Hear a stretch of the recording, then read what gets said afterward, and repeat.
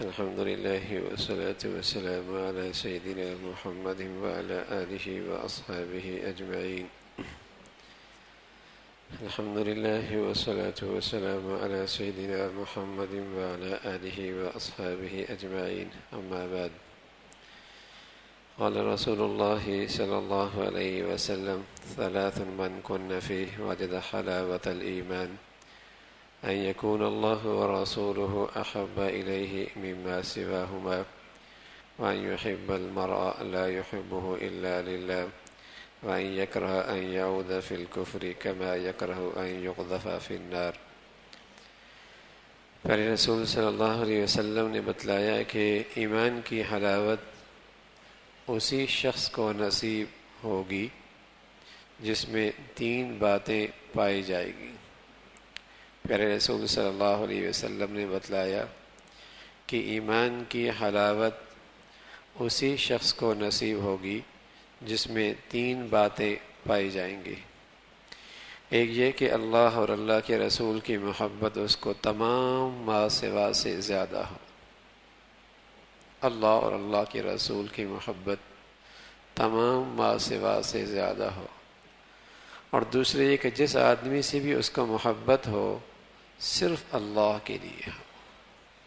جس آدمی سے بھی محبت ہو صرف اللہ کے لیے ہو۔ اور تیسری یہ کہ ایمان کے بعد کفر کی حالت میں پلٹنے سے اس کو اتنی نفرت، ایسی اذیت ہو جیسی کہ آگ میں ڈالے جانے سے ہوتی ہے۔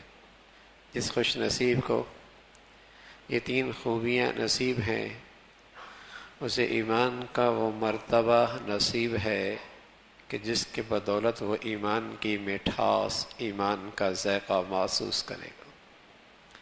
زبان کا ذائقہ اپنی اصلی حالت پہ ہو تو چیزوں کا ذائقہ محسوس ہوتا ہے۔ دودھ کا ذائقہ بھی، اس کریم کا ذائقہ بھی، بریانی کا ذائقہ بھی، قورمے کا ذائقہ بھی، زردے کا ذائقہ بھی، جب زبان کی حالت ٹھیک ہو۔ تو پیارے رسول صلی اللہ علیہ وسلم بتا رہے کہ جب ایمان کی حالت ٹھیک ہو تو پھر اسے ایمان کا بھی ذائقہ محسوس ہوگا۔ ایمان زبان کی حالت اپنی اصلی حالت میں نہ ہو، کچھ بھی خاص مزہ ہی نہیں آ رہا، بلکہ بس اوقات میٹھی چیز کڑوی لگنے لگتی ہے۔ بیمار ہوتا ہے، میٹھی چیز کڑوی لگنے لگتی ہے۔ تو پیارے رسول صلی اللہ علیہ وسلم بتا رہے ہیں کہ ایمان کی ایک سطح ایسی ہے اور ایمان کی ایک شان ایسی بھی ہے کہ وہ ایمان کا بھی مزہ محسوس کرے گا۔ ذاق طعم الایمان، ایک روایت میں ہے ایمان کا ذائقہ اسے لگے گا۔ ایمان کا ذائقہ یہ ایک مٹھاس، ایک مزہ ہے، اور یہ اس خوش نصیب کو ملتی ہے جس میں یہ تین خوبی ہیں کہ ایک اللہ اور اللہ کے رسول کی محبت اسے تمام ما سوا سے زیادہ ہو۔ سبحان اللہ، یہ اللہ اور اللہ کے رسول کی محبت نا آپس میں ایک ساتھ چلتی ہے۔ جہاں اللہ کی محبت ہوتی ہے وہاں اللہ کے رسول کی محبت ہوتی ہے، اور جہاں اللہ کے رسول سے محبت ہوتی ہے وہاں اللہ کی محبت بھی ہوتی ہے۔ دونوں میں سے ایک کی نہیں ہو سکتی۔ اس لیے فرمایا اللہ اور اللہ کے رسول کی محبت تمام ما سوا سے زیادہ ہو، سب سے زیادہ محبت ہو۔ اور جو دنیا میں اگر کسی کو اپنے دل کی محبت دے بیٹھے تو اس کی کیا حالت ہوتی ہے؟ اس کی کیا حالت ہوتی ہے؟ ایک تو کسی وقت بھی اس کا دل اس کے خیال سے خالی نہیں ہوتا۔ باقی اگر کسی کے دل میں کسی کی محبت ہے تو اس کا دل کسی وقت بھی اس کی خیال سے خالی نہیں ہوتا۔ اور دوسرا یہ کہ اس کے لیے سب کچھ لگا دینا اپنے لیے خوشی محسوس کرتا ہے۔ اللہ اور اللہ کے رسول کی محبت میں حضرات صحابہ رضوان اللہ اجمعین بڑے سچی بھی تھے اور بہت بلندیوں پر بھی تھے، بڑے سچی بھی تھے اور بڑی بلندیوں پر بھی تھے۔ وہ اپنا سب کچھ لکاٹ کر بھی یہ احساس رکھتے تھے کہ پتہ نہیں اللہ کی محبت کا حق بھی ادا ہوا ہے یا نہیں ہوا۔ وہ اپنا سب کچھ لٹا کر بھی یہ احساس رکھتے تھے کہ پتہ نہیں اللہ اور اللہ کے رسول کی محبت کا حق بھی ادا ہوا ہے یا نہیں ہوا. جس سے واقعی محبت ہوتی ہے نا، آدمی اس کے لیے جتنا بھی کرے یہ خیال ہوتا ہے کہ پتہ نہیں کہ صحیح کیا نہیں کیا، ایک کھٹکا سا رہتا ہے. اور اس کی طرف سے تھوڑا بھی مل جائے تو خوشی سے نہیں سماتا، ارے اس نے مجھے یہ دے دیا. حالانکہ اس کی کوئی حیثیت نہیں ہوتی، لیکن چونکہ اس کی محبت عظمت اتنی دل میں ہے، اس کی طرف سے تھوڑا بھی بہت لگتا ہے اور اپنی طرف سے بہت کچھ بھی کر دے تب بھی یہ فکر لائق ہوتی ہے کہ پتہ نہیں میں نے راضی کیا یا نہیں کیا. یہ محبت کی ایک علامت ہے. چونکہ صحابہ رضوان اللہ علیہم اجمعین اس محبت میں بڑے سچے تھے، تو سب کچھ لگا کر بھی یہ احساس موجود تھا کہ محبت کا حق ادا ہوا یا نہیں ہوا. اور سبحان اللہ، صحابہ رضوان اللہ اجمعین کو دنیا کے لحاظ سے بہت کچھ نہیں ملا، لیکن کبھی شکوہ و شکایت نہیں، بلکہ کبھی اللہ کے نبی صلی اللہ علیہ وسلم کی خدمت میں جو اللہ کے ہاں سے ملا ہے یوں کہہ دیتے کہیں اللہ ہم سے ناراض تو نہیں کہ اتنا کچھ ہمیں دنیا میں دے رہا ہے، اتنا کچھ اللہ دے رہا ہے. تو یہ اللہ کے رسول اور اللہ کے رسول سے محبت جب سچی ہو، پھر زندگی میں کئی مرتبہ ایسے واقعات آتے ہیں کہ ایک طرف دنیا کی چیزوں کا تقاضا، دنیا کے لوگوں کا تقاضا، زمانے کا تقاضا، سوسائٹی کا تقاضا، نفس اور طبیعت کا تقاضا، اور ایک طرف اللہ اور اللہ کے رسول کی بات. یہ ہے محبت کا امتحان. اب یہ کس طرف جھکتا ہے؟ اب یہ کس طرف جھکتا ہے؟ ایک طرف معاملہ اور اللہ کے رسول کا ہے، اور ایک طرف اپنی طبیعت، اپنی خواہش، اپنے جذبات، دنیا، زمانہ، خاندان، برادری، خاندان، سوسائٹی.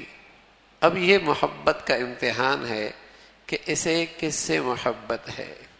ایک دن اللہ کے نبی صلی اللہ علیہ وسلم نے فرمایا کہ تم اس وقت تک کامل ایمان والے نہیں ہو سکتے جب تک کہ میری محبت تمہارے ہاں سب سے زیادہ نہ ہو جائے، یہاں تک کہ اپنے بچوں سے بھی، ٹھنڈے پانی سے بھی، اور اپنی ذات سے بھی.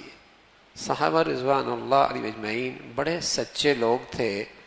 جو بات دل پہ ہوتی تھی وہی زبان پہ آیا کرتی تھی. عمر بیٹھے ہوئے تھے، کہنے لگا یا رسول اللہ، میں نے اپنے دل سے پوچھا آپ کی محبت کے بارے میں، تو آپ کی محبت میرے دل میں سب سے زیادہ ہے، لیکن جب میں نے اپنی ذات کو سامنے پیش کیا کہ اگر سامنے سے کوئی تیر لگے تو مجھے اپنی ذات پہ لگنے کا زیادہ درد ہوگا یا آپ کو لگنے سے زیادہ تکلیف ہوگی، تو میرے دل نے کہا کہ مجھے اپنی ذات پہ لگنے سے زیادہ تکلیف ہوگی.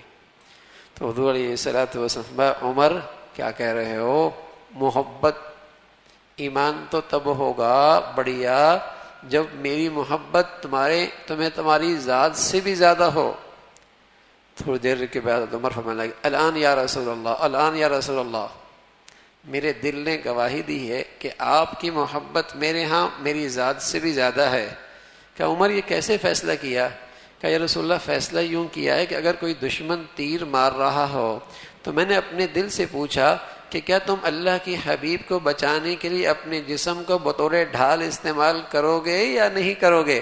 تو میرے دل نے کہا کروں گا، اپنے جسم پہ تیر کھاؤں گا اور اپنے محبوب کو اس تکلیف سے بچانے کی کوشش کروں گا. فرمایا عمر یہ ہے ایمان. تو اللہ اور اللہ کے رسول سے محبت سب سے زیادہ. اور یہ میں عرض کروں میرے عزیزو، زندگی میں قدم قدم پہ یہ آزمائش، یہ امتحان آتا ہے. ایک طرف اللہ کی بات ہے، اللہ کے رسول کی بات ہے، اور ایک طرف زمانے کا تقاضا ہے. زمانے کا تقاضا ہے. اب پتہ چلے گا اس کے دل میں کس کی محبت ہے. کوئی بیٹا کہے مجھے اپنے باپ سے بڑی محبت ہے، لیکن جب وہ حکم دے تو کہنا ایک بھی نہ مانے.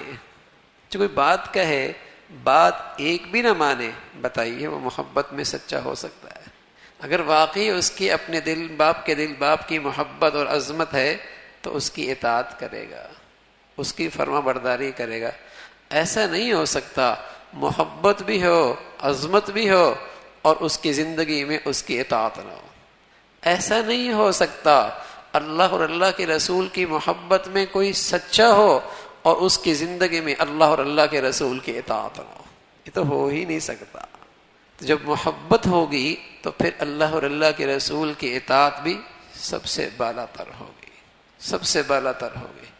پہلی بات یہ فرمائی کہ اللہ اور اللہ کے رسول کی محبت سب سے زیادہ ہو، اور دوسرا یہ کہ وہ جس سے بھی محبت کرے اللہ کی نسبت سے کرے۔ بچوں سے محبت ہے، بیوی سے محبت ہے، دوستوں سے محبت ہے، جس سے بھی محبت ہے اللہ کی خاطر کر رہا ہے، یعنی اللہ کی محبت اس کے دل و دماغ میں ایسی رچ بس گئی کہ اس کے سارے خیالات اور سارے جذبات، ساری حرکات و سکنات اس محبت کے تحت ہو گئی۔ من احب للہ وابغض للہ واعطى للہ ومنع للہ فقد استکمل الایمان، دیتا بھی ہے اللہ کی خاطر، محبت بھی کرتا ہے اللہ کی خاطر، اور کسی سے بغض رکھتا ہے تو وہ بھی کوئی اپنی ذاتی وجہ سے نہیں، اپنے مفادات کی وجہ سے نہیں، اپنی نفسانیت کی وجہ سے نہیں، اور اپنی برادری اور خاندان کی وجہ سے نہیں، اپنی قومی اور عصبیت کی وجہ سے نہیں۔ اگر کسی سے بغض بھی ہے وہ بھی اللہ کی خاطر ہے، چونکہ اللہ نے کہا ہے، اللہ کے رسول کا حکم ہے، اور کسی سے ہاتھ روکتا بھی ہے تو اللہ کے لیے۔ فقد استکمل الایمان، فرمایا اس شخص نے اپنا ایمان مکمل کر لیا۔ تو جس سے بھی محبت ہو اللہ کے لیے، اور اسے کفر کی طرف پلٹ کے جانا اتنا گراں ہو جیسے آگ میں جانا اس کے لیے گراں ہو۔ جیسے کوئی آدمی خواب میں دیکھتا ہے کہ وہ آگ میں گر رہا ہے تو ڈر کے اٹھ جاتا ہے، خوف سے اٹھ جاتا ہے، آگ میں گر رہا، تو یہ خیال بھی اسے پریشان کر دے، یہ خیال ہی اسے پریشان، کفر کی طرف، کفر کی زندگی۔ جس کے دل و دماغ میں ایمانی زندگی کی اتنی قدر و قیمت ہوگی تو میرے عزیزو پھر اس کا دوسرا پہلو ضرور ہوگا، اسے کفر اور کفر کی زندگی سے اتنی نفرت بھی ضرور ہوگی۔ جسے ایمانی زندگی کی یہ عظمت، یہ محبت اور یہ اہمیت نصیب ہوگی، اس میں دوسرا پہلو بھی ہوگا، اسے کفر اور کفر کی زندگی سے اتنی نفرت، اتنی گھن اور اتنی حقارت اس کے دل کے اندر ہوگی، پھر وہ کفر کے شاعر کو اپنانا اس کے لیے بہت گراں ہوگا، گھن آئے گی، گھن۔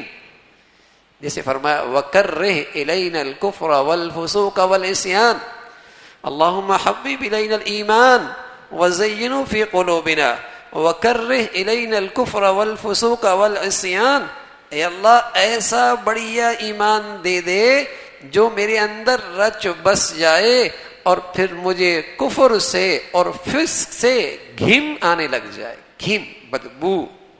وَكَرِّهْ إِلَيْنَا الْكُفْرَ وَالْفُسُوقَ وَالْعِصْيَانَ، گھن آنے لگ جائے۔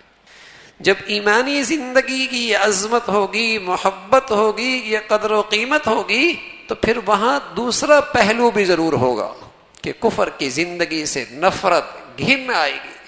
یہ نہیں ہو سکتا کوئی آدمی ایمان کا بڑھیا درجہ بھی پاتا ہو اور اس کی زندگی میں کفریہ علامات بھی زندہ ہوں، اور اس کی زندگی میں کفریہ طور طریقے بھی ہوں، اور اس کی زندگی میں کفریہ معاشرت بھی ہو، اور اس کی زندگی میں کفریہ رہن سہن بھی ہو۔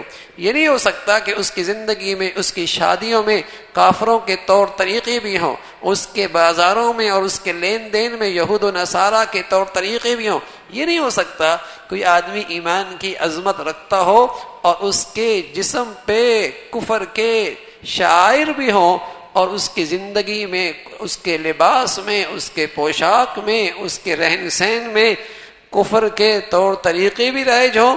ایسا نہیں ہو سکتا۔ ایمان کی عظمت، ایمان کی اہمیت کے ساتھ یہ دونوں چیزیں اکٹھے نہیں ہو سکتی۔ تو جس قدر بڑھیا ایمان، بڑھیا اس کی عظمت ہوگی، اتنی اسے، اس لیے فرمایا لا الہ الا اللہ، لا الہ الا اللہ۔